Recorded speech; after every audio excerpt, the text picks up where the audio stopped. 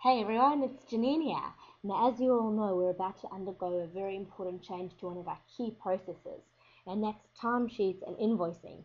Basically, how you're going to get paid. So up until now, you've been recording all your time using an antiquated Excel spreadsheet. So we found a system that's going to help us all work smarter and more effectively. You've all been in touch with Pip or myself, and you should have a login and a password by now and a basic understanding of how timesheets works. What we're going to do now is get really clear on how to log your time and when and how to submit your invoices so that you can get paid. Let's start with logging onto the system. Now in your browser, you're going to enter in www.timesheets.com.au, which takes you to this home screen here. You enter your customer ID, which is TM, you enter your login, and you enter your password. Now once you've logged in, it will take you to your home page where basically you can see your timesheet tab up at the top. Now the first thing to do is to click down from this drop down box here which period you'll be entering your time for. If we're thinking about the current period, we are period commencing 29th of March 2010.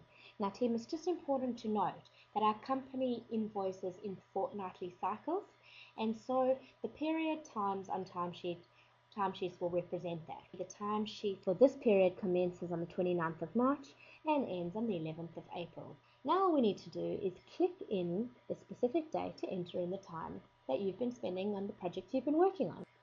Now there's two categories in timesheets that you need to be aware of. The one is the project and the other one is the task. Now what this basically means in our normal lingo is the project is a group of activities or tasks that you'll be doing, and it's an umbrella category, like for example a specific consulting client where there'll be a lot of activity happening for that particular client. And now the task is a specific tactic that you'll be working on within that project. Let's say for example I'm a copywriter and I'm doing a press release for TIBA. In the project drop down menu I'll select consulting_TIBA, and you'll notice how these entries have been labeled to make it easy for you to find. Now we'll have a look at the tasks that I can select.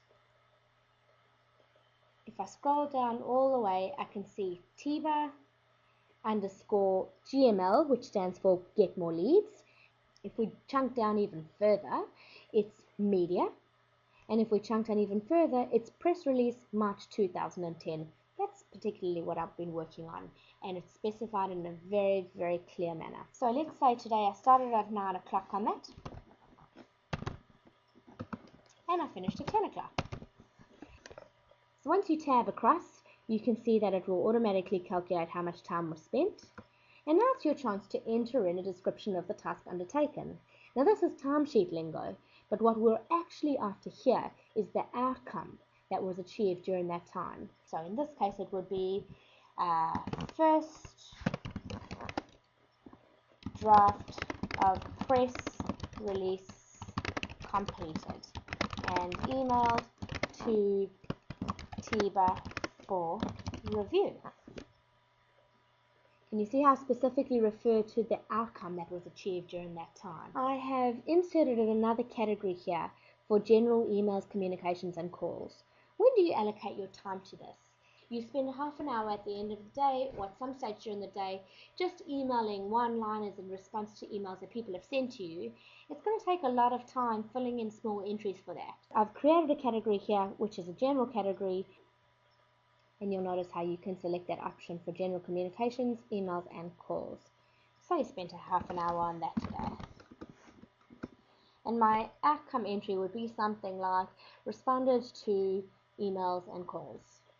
If you are specifically spending 10 minutes or more on an email that pertains specifically to a project that you're working on, like for example, I'm emailing and about the process project and the email takes me 10 minutes or more, I'm going to allocate my time specifically to that task. Once you've completed your timesheet for the day, you're going to click Save Changes, and you'll now notice how it takes you automatically back to your home page. This number here is a running total of the hours that you have worked during this particular week. We've submitted our timesheet. i.e. we've entered in all of our timing for the 2-week period and we've clicked complete this timesheet. The timesheet is now locked, and now we need to make sure that we get paid.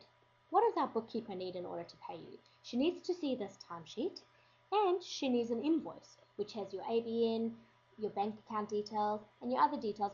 So what we need to do is we need to submit a PDF version of the timesheet that you've just submitted with Timpo. How do we do this? We click on Print Detailed Timesheet. Now guys, if you don't have a program for creating PDFs or you're not sure how to do this, please send me an email and I'll point you in the direction of a really easy piece of software that will do it for you in a flash. So we're going to print Detailed Timesheet, which will open a new browser, and for me it already gives me the option to print or to convert it to PDF. So I've selected from the drop down box Qt PDF Writer, and I'll click OK. Now I'm going to save that on my desktop. Let's have a look at how that PDF came out. There it is. It's got my name, it's got the period, and effectively it's got all the tasks that I undertook and how I allocated my time. And you can see here that there's a total of 5.5 hours that I worked in that period. Let's go back to our desktop and go to my invoice template. And all I'm going to do is I'm going to say the date today being the 1st of April. I'm going to enter here consulting services rendered for the period, and in here you'll change it according to the invoice, and this in particular will be 29th of March till the 11th of April. And all you do is you enter the total amount of hours in your invoice, you enter your particular rate per hour, and you multiply the two together to get the total due. Now you'll then save your invoice, or rather create a PDF. And so now all we're going to do is we're going to email the invoice and the timesheet off to our bookkeeper, to the lovely Simone. We'll call this invoice 35. Right, send a nice message. And now attach the two files. We've got our invoice that I've saved as a PDF. And we've also got the timesheet that I've saved as a PDF. And all we do is we send that off to Sim. Easy as that, guys.